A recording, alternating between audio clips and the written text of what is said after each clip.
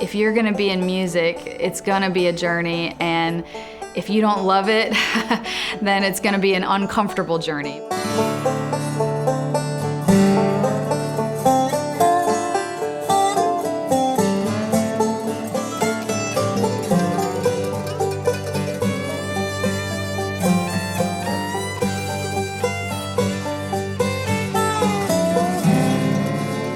I'm Noah Wall, and this is my Bluegrass story.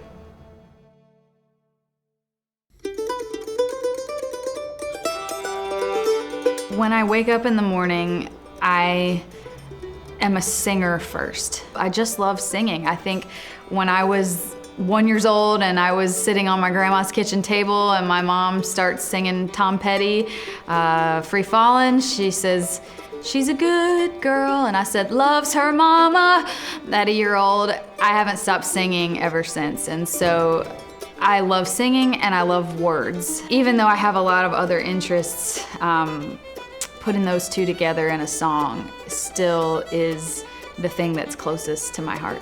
Now I normally will have an idea just out in the world that I've observed, or either I have the thought coming in my head right before I fall asleep. So it's forcing yourself to write it down, because otherwise you will forget it, no matter how well you think you're gonna remember it. So then I collect them, and I just have a whole, it used to be notepads, but now that I have a smartphone, I just have a collection on my phone.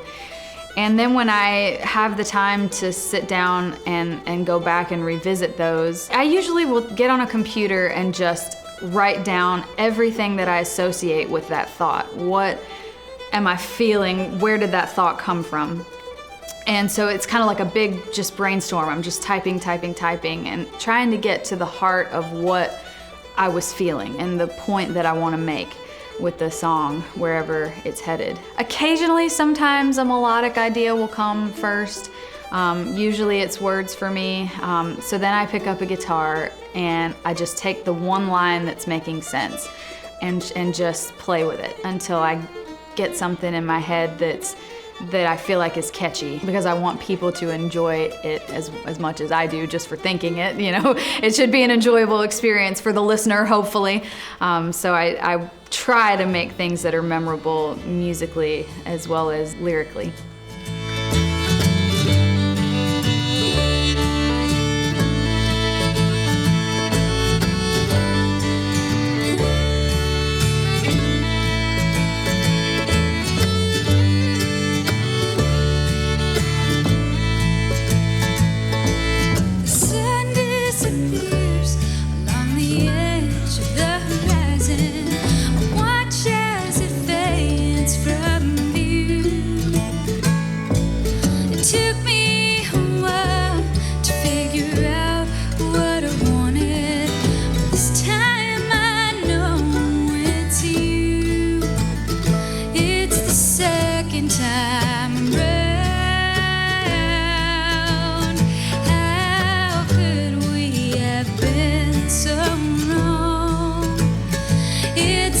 Second time around,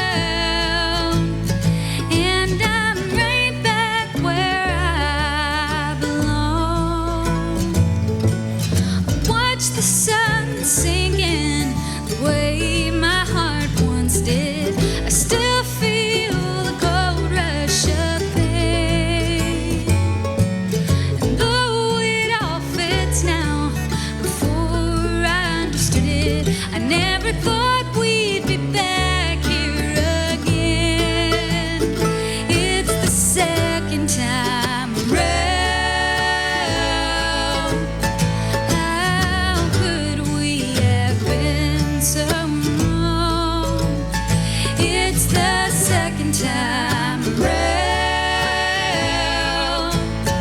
and I'm right back where I belong.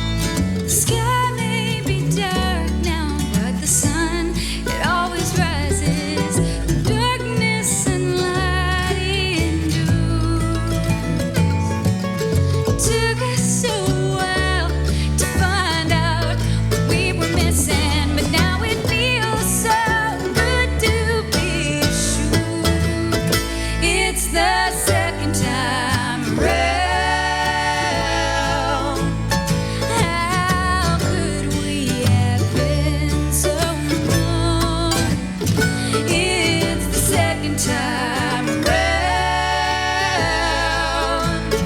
And I'm right back where I belong. It's the second time around. How could we have been so wrong? It's the second time around.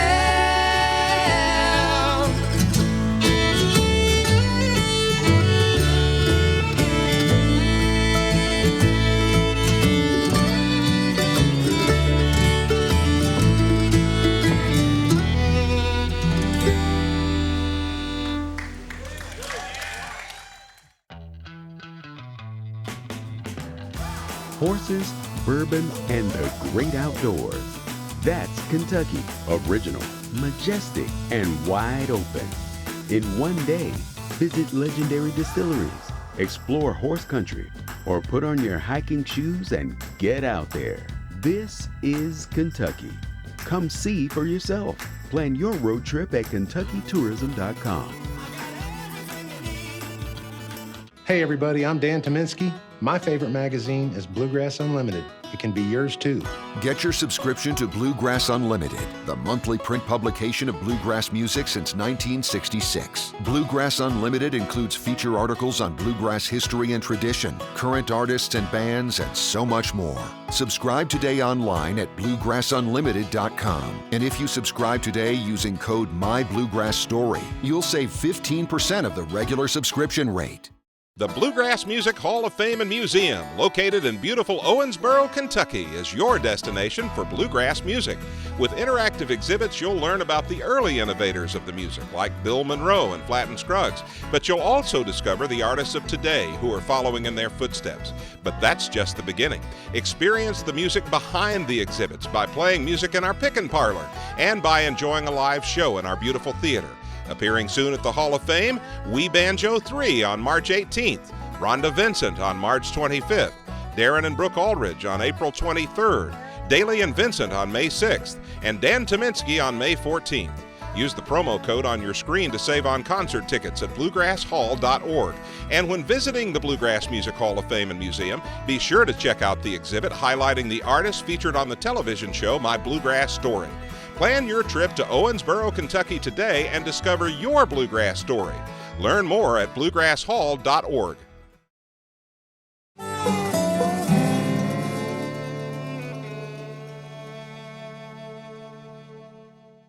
When I was a kid, my grandpa was a musician, and he was a sometimes songwriter. He wrote some good songs. He played bass in a country band. And I can remember getting a fiddle, and it was just kind of put in my hands because everybody played guitar in my family, and my mom thought, we need you to play something else if you're gonna play something. By the time I finally got to where I could play a tune, he was so proud and had me on stage at the American Legion in Roxborough, North Carolina, to play probably Old Joe Clark for a square dance. Feeling like, you know, I get to get on stage with the big guys and play a tune. I think from the moment my mom put the fiddle in my hand, my musical destiny was always kind of set. And so I can't put that fiddle down now because it's the instrument that I know the best. And I just think it's always gonna find a way into my music. Even if I did a closet metal band one day, I'd probably have to get an electric fiddle. I remember this moment when I went to see John Prine and Patty Griffin. And it was right at a time where I think I had heard about the Bluegrass Old Time and Country Music program at ETSU. It was starting to make sense that this is what I wanted to do. So we went to see that concert, and Patty Griffin's out there, just her and a guitar. And I remember my dad coming into my room after the show, and he said, I was looking at her on stage, and I was just thinking, if you put your mind to it, you could do that so easy. And if I've got a dime in my pocket, I'm gonna help you. Just to have that kind of support from your family really did make me feel like I could do anything. And so that was kind of right before I went off to college. I think it was just right about then that I knew that I'm gonna try until I can't try anymore, because I have people who believe in me, and I have a real passion for this, and so I won't be able to feel like I've really lived my life unless I at least give this the best shot I possibly can.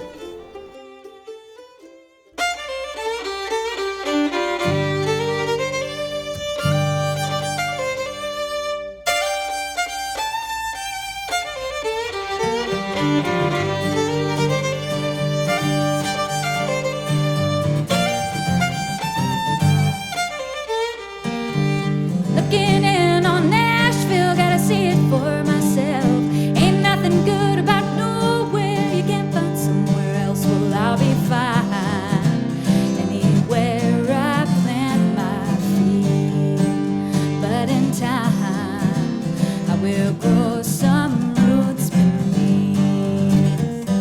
Sometimes I have a hunger for a change of pace, but that which makes me wonder can't be found in any place. Well, I'll be fine anywhere I plant my feet.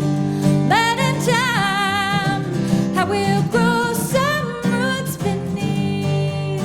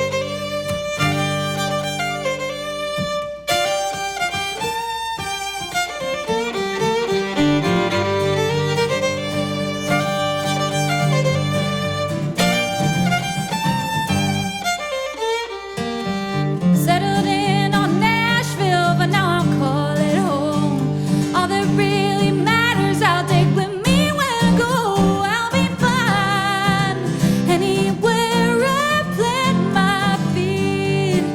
But in time, I will grow some roots beneath. I'll be fine anywhere I plant my feet. Anywhere I plant my feet. Anywhere I plant my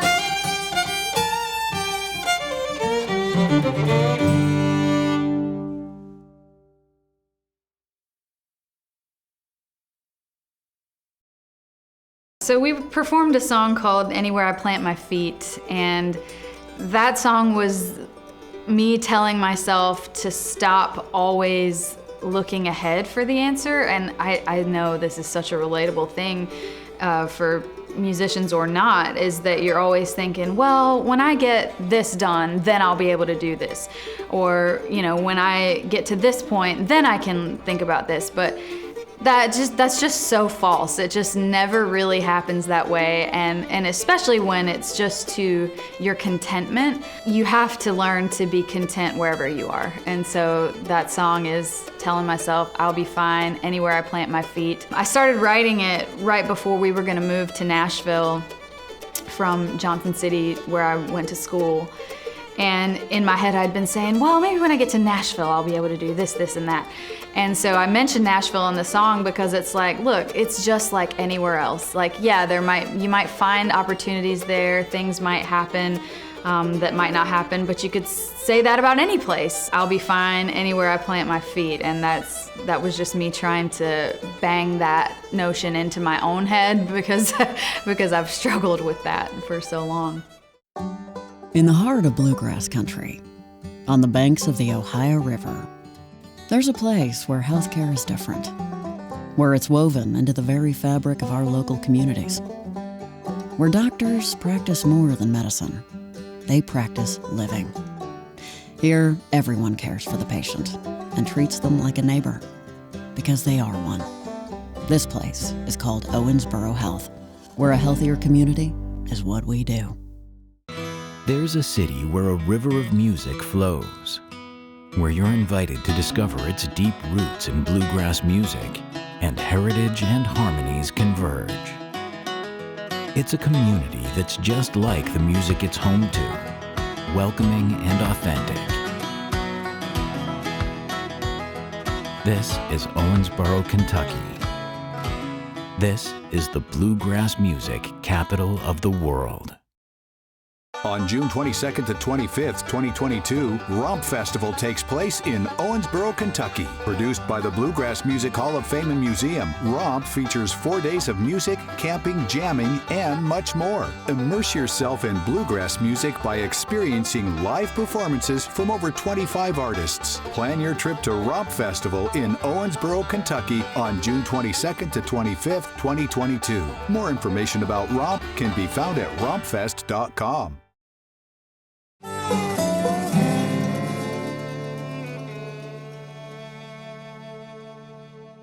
This guitar I found in my grandmother's house. She passed away from cancer when I had just started college. And she wasn't a musical person. She tried to be. She had a piano, always stayed out of tune because she never played it. But I don't know where this guitar came from. I don't know why she had it. We found it in an attic. And since then, it's been a tool that I've used to write a lot of songs, partly because I'm not worried about messing this guitar up because it lived in a very hot, musty attic for many, many years. And I also find that now, I don't know if anybody can relate to this, but like I have phone chargers in various places in my house where you know you're gonna sit down and use them. I also have guitars for that, for when the moment strikes and you have an idea for a song. Who knew that I would find this gift in my grandmother's attic that she left me. So it was just a really special piece of our family history. Look around and realize I don't hear the sound of your 2 cents chiming like a bell. Even times that were good for me are tangled with the memory of holding on while you drag me through hell. I just can't wait to forget every little thing. I just can't wait to forget every little thing about you. Every little thing about you.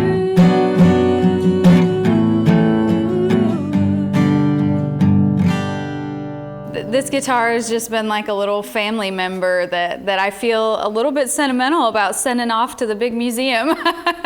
But I think it's really sweet, and I'm grateful for the journey we've been on together.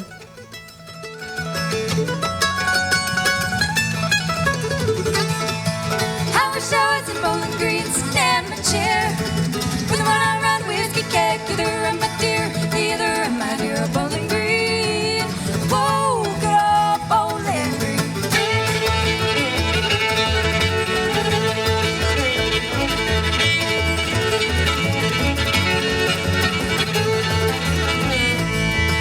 I wish I was a bumblebee sailing through the air. Take my true love by my side, touch her if you dare. No, touch her if you dare, oh Bowling Green. Whoa, good old Bowling Green.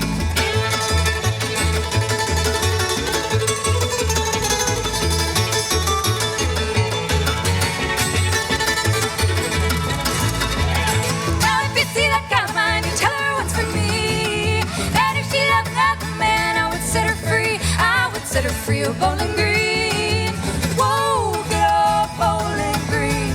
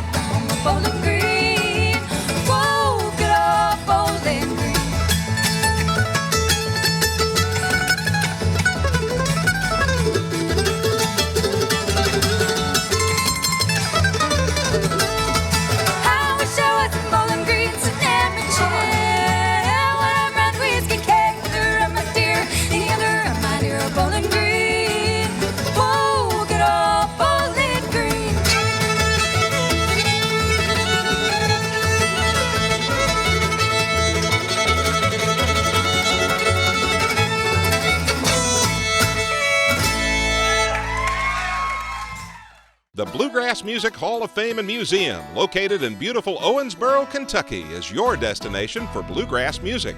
With interactive exhibits, you'll learn about the early innovators of the music, like Bill Monroe and Flatt & Scruggs, but you'll also discover the artists of today who are following in their footsteps. But that's just the beginning. Experience the music behind the exhibits by playing music in our pick-and parlor and by enjoying a live show in our beautiful theater. Appearing soon at the Hall of Fame, We Banjo 3 on March 18th, Rhonda Vincent on March 25th, Darren and Brooke Aldridge on April 23rd, Daly and Vincent on May 6th, and Dan Tominski on May 14th. Use the promo code on your screen to save on concert tickets at bluegrasshall.org. And when visiting the Bluegrass Music Hall of Fame and Museum, be sure to check out the exhibit highlighting the artists featured on the television show My Bluegrass Story. Plan your trip to Owensboro, Kentucky today and discover your bluegrass story. Learn more at bluegrasshall.org.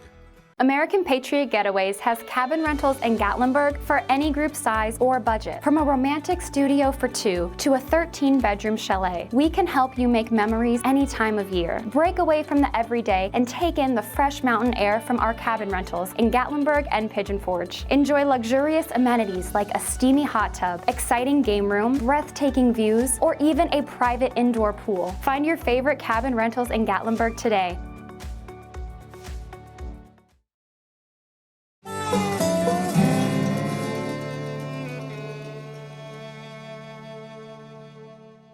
I think there's always a possibility for it to become popular in the mainstream. I've studied a lot about like the folk revivals of the 60s and things. Bill Monroe in the 40s is doing his thing and got like a whole new boost from the folk revival culture of the 60s.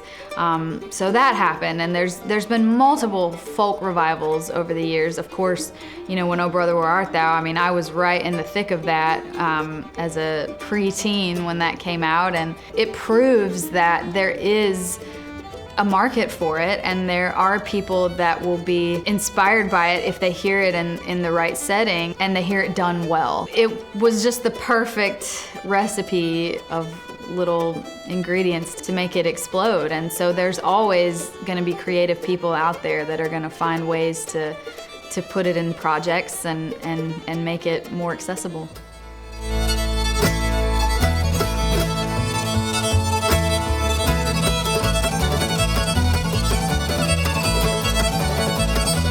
I don't think there's a musician out there that could say it's been smooth sailing. On the one hand, I've been able to play music for my entire adult life, so what do I have to even complain about? But it is hard. I mean, there's a lot of sleepless nights, there's a lot of being away from home.